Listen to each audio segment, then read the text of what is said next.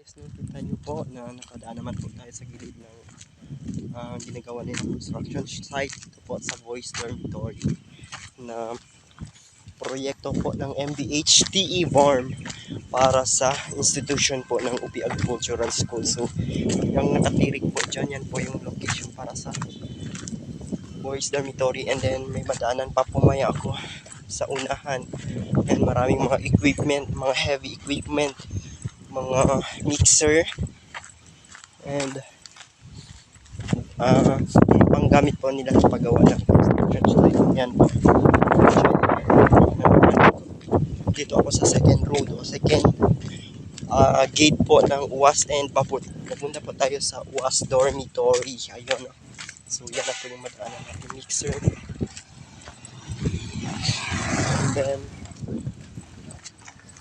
ayun, dyan po yung location sa Girls Dormitory. Malalaking sasakyan. Ayun. Ayun. Ang init-init. Hindi nang init. Ayan, dyan po yung Girls Dormitories. Ayun no, paparating na po tayo dito sa aming dorm. And yan po yung aming dorm.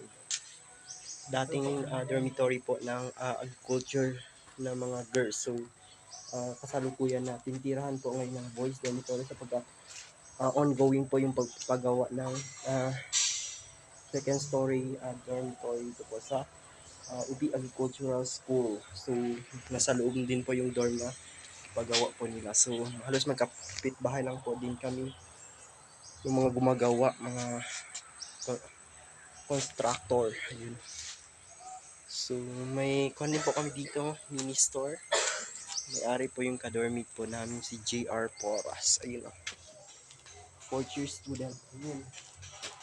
Yan po yung entrada or entrance ng aming dorm. So, yan na po guys. Magandang hapon and God bless po.